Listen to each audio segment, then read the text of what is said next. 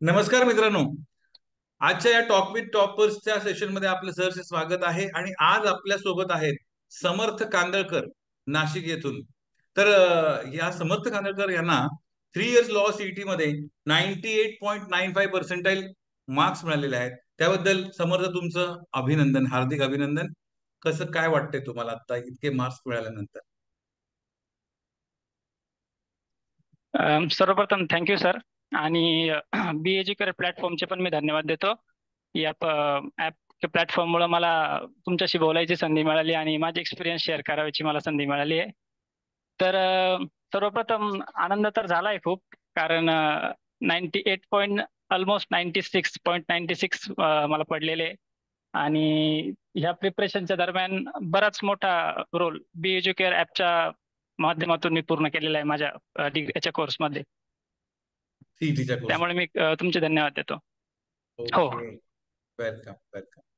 आणि आता मला सांगा समर्थ, की महाराष्ट्र लॉ सिटी या परीक्षेची तयारी तुम्ही केव्हापासून सुरू केली? म्हणजे साधारण किती महिने तुम्हाला लागले याची तयारी करायला? सर, मी तसा राज्यसेवेचा अभ्यास करत होतो. म्हणजे माझी डिग्री 2021ला संपल्यानंतर मी राज्यसेवेचा स्टडी करत होतो. Very good, very good. तर त्या सिलेबसच्या अनुषंगाने मी ज्यावेळेस लॉ सीईटीचा सिलेबस बघितला, तर त्यावेळेस मला एक लक्षात आलं की बऱ्यापैकी हा सिलेबस मॅचिंग आहे एकमेकांना. तर मग 2023च्या एंड पासून मी असं ठरवलं की आपण एक लॉ सीईटीचा अटेम्प्ट देऊन बघू, जेणेकरून माझा सिलेबस मी कव्हर केलेला आणि लॉचा सिलेबस यामध्ये माझा किती अभ्यास झालेला आहे. तर 2023 पासून मी बऱ्यापैकी लॉच्या याच्यात येण्याच्या तयारीत होतो. Very good. म्हणजे नाही, या परीक्षेची तयारी एक्झॅक्टली किती महिने तुम्हाला लागले? 23 पासून तुम्ही केलीत असं म्हणणं आहे तुमचं? 2023. 2023 जून 2023 पासून sir. Very good, very good. आणि साधारणपणे तुम्ही दिवसभराच्या दिनचर्येमध्ये किती वेळ देत होतात या अभ्यासक्रमासाठी? अ, तसं फार नाही सर.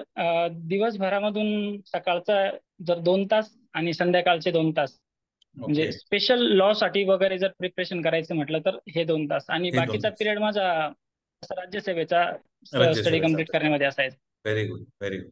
म्हणजे हो. 4 तास एकंदर तुम्ही देत होतात. आणि ह्या सगळ्याच्या मध्ये तुमची स्ट्रॅटेजी कशी काय होती? म्हणजे काय, कशा प्रकारे तुम्ही तयारी करत होतात? एक वेगवेगळ्या विषयांचे रोज तुम्ही दररोज म्हणजे 4 तास, म्हणजे 4 विषयांना, 4 वेगवेगळ्या विषयांना 4 तास देत होतात, की एकच विषय 4 तास तुम्ही करत होतात, की कसं होतं? सर, मी सर्वात प्रथम एक केलं की जो माझा वीक पॉइंट आहे, तर हम्म. त्या वीक पॉइंट वरती सुरुवातीला फोकस करण्याचा प्रयत्न केला, जेणेकरून म्हणजे इंग्लिश सारखा जो सब्जेक्ट आहे तो थोडासा वीक होता. त्यामुळे, आणि तो ऑलमोस्ट 50 मार्कला होता आपल्या लॉ सीईटी साठी. बरोबर आहे. तर मी मग सुरुवातीला चारही, म्हणजे सुरुवातीचे 2 तास आणि कधी कधी संध्याकाळी पण, संध्याकाळी व्होकॅब्युलरी करायचो आणि सकाळचे 2 तास ग्रामर साठी द्यायचो. आणि सुरुवातीला एक थोडासा पिरियड इंग्लिश कव्हर करण्यामध्ये गेला.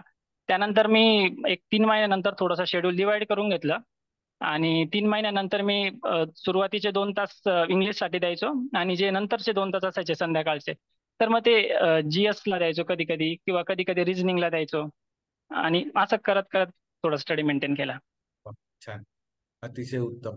आणि मग लॉ सीईटीची तयारी करताना तुम्हाला बीएड ची कशी मदत झाली? बीएडकरचा काय रोल आहे तुमच्या ह्या अ, तयारीमध्ये? नक्कीच सर. बी एज्युकेअरचा जो हा प्लॅटफॉर्म आहे तो सर्वात पहिले मला युट्यूबवरून मिळाला.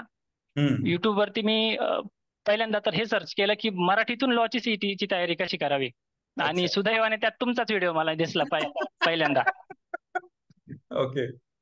तर त्या व्हिडिओच्या माध्यमातूनच मी ठरवलं की चला, आपल्याला एक चांगला प्लॅटफॉर्म भेटलेला आहे बी एज्युकेअर सारखा, की जेणेकरून आपण आपला जो राज्यसेवेचा मराठीतून केलेला स्टडी आहे, तो मराठीतून केलेला स्टडी लॉ साठी कसा उपयुक्त आणता येईल, हे मी त्या माध्यमातून, म्हणजे बी एज्युकेअरच्या माध्यमातून मी तसा तुमच्याशी जोडला गेलो. आणि त्यानंतर तुमचे व्हिडिओज येत असायचे, डेली करंटचे असायचे, किंवा हे असायचे PYQ बेसिस असायचे. त्यानंतर तुमच्या ऍपवरती मी बरेच मेमरी बेस्ड क्वेश्चन सोडवले. 2016चा एक पेपर होता तुमच्या ऍपवरती, तो पण सोडवला. म्हणजे अशा पद्धतीने बऱ्याच गोष्टी मी बीएज्युकेअर ऍप मधून घेतलेल्या आहे. Very good. छान छान. ओके. तर मग आता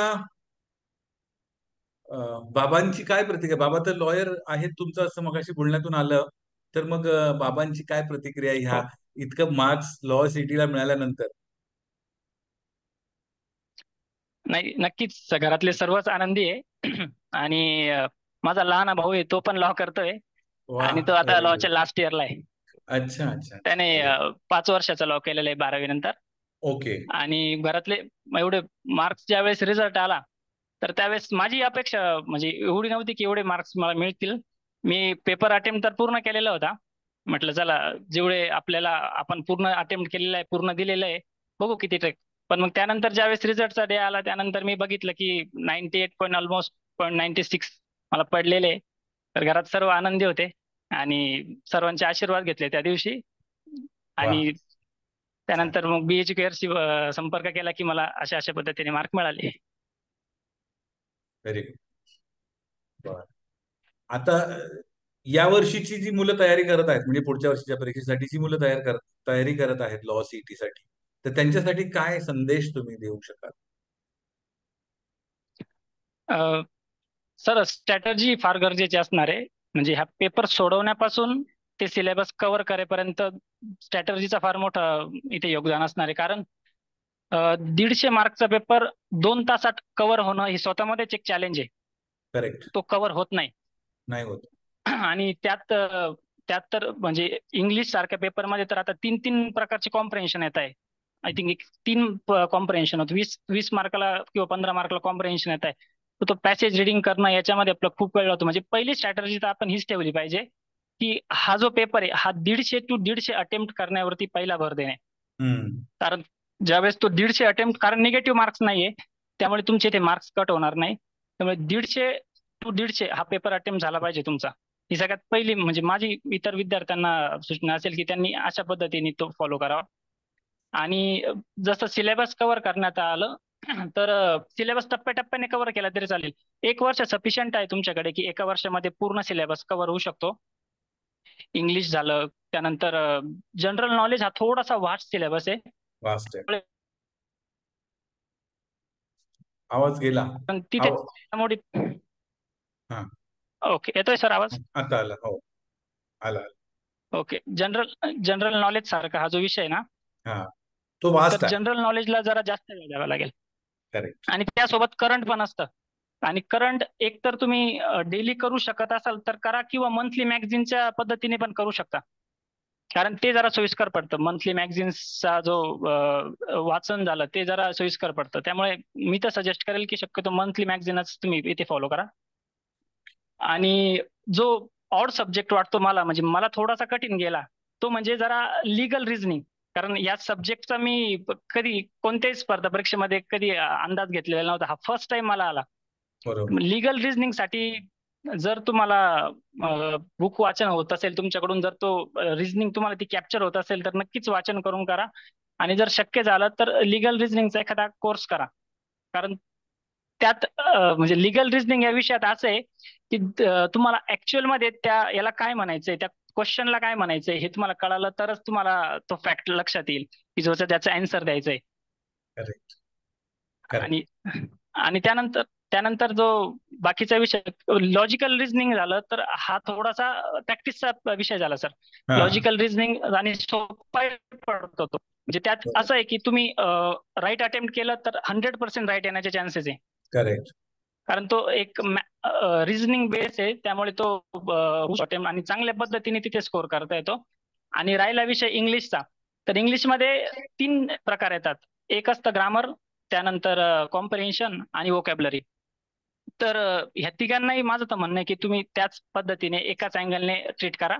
म्हणजे ग्रामरलाही तेवढाच वेळ द्या. कॉम्प्रिहेन्शन सुद्धा 15 ते 20 मार्काला असतं. आणि कॉम्प्रिहेन्शन मध्ये सर तर म्हणजे लेखकाला काय म्हणायचं हे जोपर्यंत आपल्याला कळत नाही, तोपर्यंत एक्झॅक्टली. तर कॉम्प्रिहेन्शनचा पूर्ण अर्थच काढू शकत नाही आपण. करेक्ट. आणि कॉम्प्रिहेन्शनचं जर समजा तुम्हाला 15 पैकी तिथे जर समजा 13 14 मिळाले, तर तुम्ही बेस्ट असाल त्यात ह्याच्यामध्ये. मग तिथे इंग्लिशला स्कोर होऊ शकतो चांगला. माझा खरा स्कोर तर इंग्लिशलाच आलेला आहे. म्हणजे कॉम्प्रिहेन्शनला मला मी ज्यावेळेस ऑब्जेक्टिव्ह ट्रॅकिंगच्या अँगलने माझा पेपर चेक केला ना, तर त्या ठिकाणी माझा कॉम्प्रिहेन्शनला मला 15 पैकी आय थिंक 14 मार्क आहे. वाह, क्या तिथे बात. एकच माझा अटेम्प्ट केलेला आहे. Very very. आणि याच्यासोबत बाकी मॅथ तर आपल्याला नसतो. मॅथ हा विषय नाहीच आहे. 5 वर्षाच्या सीटीला आहे. त्यामुळे अशा पद्धतीने जर एक स्ट्रॅटेजिक वेने जर तयारी केली ना, तर हम्म. नक्कीच म्हणजे 150 पैकी 125 प्लस इझी क्रॉस होतो. Very good. छान छान. छान आहे समर्थ. तर तुमचा स्कोर छान आलेला आहे. आता तुम्ही कुठल्या कॉलेजला जाण्याची इच्छा आहे तुम्हाला? कुठल्या कॉलेजमध्ये ऍडमिशन घ्यायची इच्छा आहे? सर मी फर्स्ट प्रेफरन्स तर जीएलसी मुंबईलाच देईल. क्या बात आहे. आणि मोस्ट आणि शक्यतो तिथे लागावं अशीच माझी इच्छा आहे लागणार लागणार. त्या तुम्ही कॉलेजला. ओपन कॅटेगरीमध्ये आहात? नाही सर, एनटीसी. हा, मला लागेल तुमचा नंबर 100% लागेल. आणि दुसरी गोष्ट अशी आहे की जीएलसी च तुमची परमेश्वर करो की तुम्हाला जीएलसी मध्येच ऍडमिशन मिळो. आणि जीएलसी मध्ये ऍडमिशन मिळालं की मुंबईला येणं होणारच आहे. त्यावेळेस बीएडकर नक्की व्हिजिट द्या आणि पेढ्यांचा बॉक्स घेऊन या. नक्की नक्की सर. ठीक आहे, चालेल. हो सर, ऑल हो द सर, व्हेरी नक्की. बेस्ट समर्थ. बरं वाटलं तुमच्याशी बोलून, छान वाटलं. आणि all the very best for your thank future endeavours. Thank you sir, thank you so much.